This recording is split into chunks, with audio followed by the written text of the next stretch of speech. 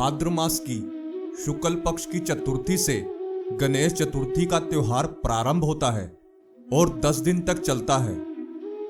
इसी दिन लोग अपने घरों में गणेश जी की मूर्ति स्थापित करके आस्था के साथ उनकी आराधना करते हैं और त्योहार के अंतिम दिन पूरे विधि विधान से उनका विसर्जन करते हैं। मान्यता यह है कि ऐसा करने से गणेश जी उनके सभी कष्ट हर कर उन्हें सुख समृद्धि से भरे जीवन का आशीर्वाद देते हैं।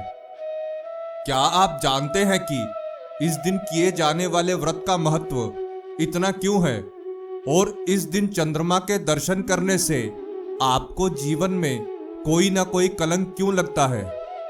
इन सब प्रश्नों के उत्तर जानने के लिए वीडियो के अंत तक जुड़े रहें।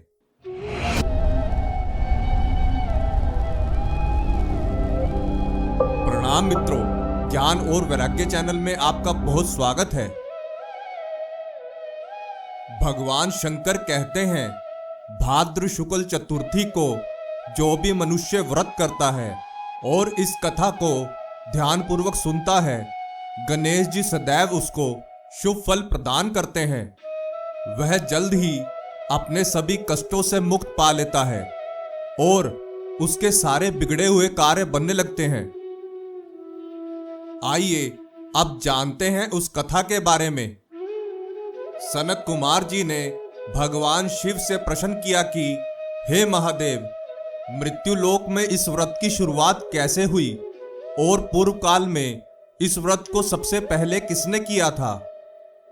सनत कुमार का प्रश्न सुन महादेव बोले, श्री कृष्ण ने सर्वप्रथम इस व्रत को किया था। उन पर लग रहे झूठे दोषों के निवारण हेतु उन्होंने यह व्रत किया था। यह सुन सनत कुमार अचंभित रह गए और सोचने लगे, भगवान श्री कृष्ण तो जगत के पालनहार है, तो उन पर कैसे झूठे दोष लगे? अपने मन की मंशा को दूर करने के लिए उन्होंने भगवान शिव से कहा, हे भोलेनाथ, आप मुझे इस कथा के बारे में विस्तार से बताकर मेरे मन की मंशा दूर करें। भगवान बोले, पृथ्वी को भार मुक्त करने हेतु भगवान विष्णु ने श्री कृष्ण रूप में वासुदेव के यहां अवतार लिया। बाद में जरासंध के द्वारा बार बार किए जाने वाले आक्रमणों के कारण भगवान श्री कृष्ण ने समुद्र के किनारे द्वारिकापुरी बनाई और वहीं रहने लगे ताकि उनकी प्रजा शांति से रह सके।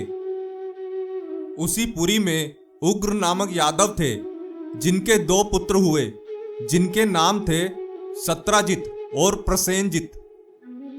सत्राजित भगवान सूर्य के परम भक्त थे और उन्होंने भगवान सूर्य को प्रसन्न करने हेतु समुद्र किनारे कठोर तपस्या की।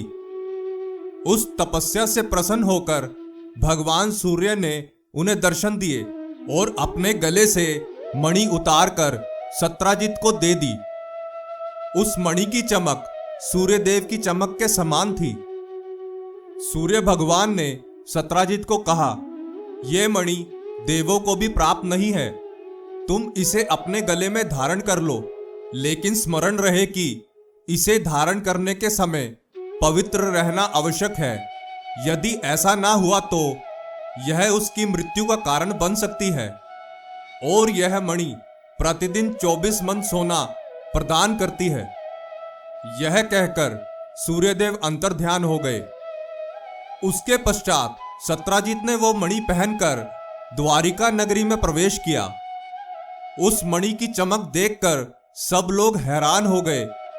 उस चमक से ऐसा प्रतीत हो रहा था मानो साक्षात सूर्यदेव आ गए हों। भगवान श्री कृष्ण ने भी उस मणि को देखा और उनका मन भी उस मणि के लिए ललचा गया, किंतु उन्होंने सत्राजित से वो मणि नहीं मांगी। सत्राजित के मन में संदेह पैदा हो गया था कि कहीं श्री कृष्ण मुझसे ये मणि ना छीन ले, और इस कारण उन्होंने वो मणि अपने भाई प्रसेनजित को दे दी और उसे पवित्र रहकर पहनने को कहा। कुछ समय पश्चात एक दिन श्री कृष्ण संग प्रसेनजित उस मणि को धारण करके शिकार के लिए गए और अपवित्र होने के कारणवश एक शेर ने प्रसेनजीत को मार दिया। अब वह मणि शेर के पास चली गई। शेर को मणि ले जाते हुए देख जामवंत ने शेर को मार दिया और मणि लेकर अपनी गुफा में चला गया। उधर श्री कृष्ण भी शिकारियों संग वापस द्वारिका आ गए।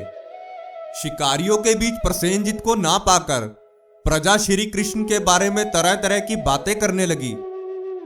कोई कहने लगा श्री कृष्ण ने मणि के लालच में प्रसेनजीत को मार डाला, तो कोई कहने लगा ये तो पापी और कपटी है, इसने तो अपनी प्रजा को भी नहीं छोड़ा।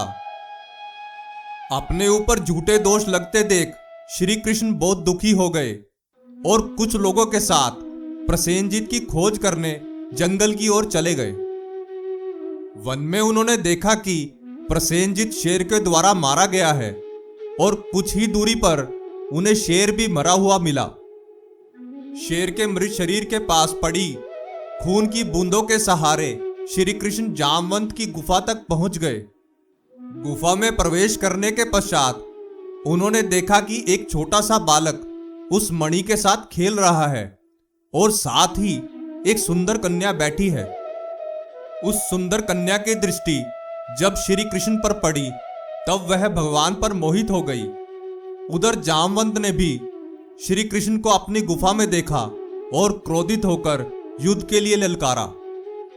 उनका भीषण युद्ध प्रारंभ हो गया और उन्हें युद्ध करते करते 7 दिन हो गए। गुफा के बाहर खड़े श्री कृष्ण के साथ आए प्रजाजन सोचने लगे कि लगता है जामवंत ने श्री कृष्ण का वध कर दिया, और ऐसा विचार कर वह सब दुखी होकर द्वारिका नगरी लौट आए। जामवंत और श्री कृष्ण का युद्ध लगातार 21 दिन तक चला। 21 दिन पश्चात जब जामवंत थकने लगा तो उसने त्रेता युग की बातों का स्मरण कर विचार किया कि मुझे देव, दानव, नाग, गंधर्व इत्यादि कोई नहीं जीत सकता था, किंतु इस योद्धा ने मुझे पराजित कर दिया। अवश्य ही यह देवों के स्वामी भगवान विष्णु के अवतार हैं। यह जान वह भगवान के चरणों में बैठकर प्रणाम करने लगा। भगवान श्री कृष्ण बोले, हे जामवंत, इस मणि के कारण मुझ पर झूठा दोष लगा है, इस कारण मैं ये मणि लेने तुम्हारी गुफा में आया था। यह सुन जामवंत ने अपनी पुत्री जामवंती का विवाह श्री कृष्ण से करवाया और दहेज के रूप में मणि भी उन्हें सौंप दी। कन्या और मणि को साथ ले श्री कृष्ण द्वारिका नगरी पहुंचे। भगवान को मणि के साथ वापस आया देख समस्त प्रजा प्रसन्न हो गई।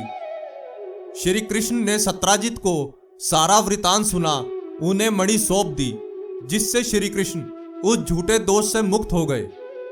सत्राजित सारा वृतांत सुन और मणि को फिर से पाकर बहुत लज्जित महसूस करने लगा और उस कारण उन्होंने अपनी पुत्री सत्यभामा का विवाह श्री कृष्ण से करवा दिया।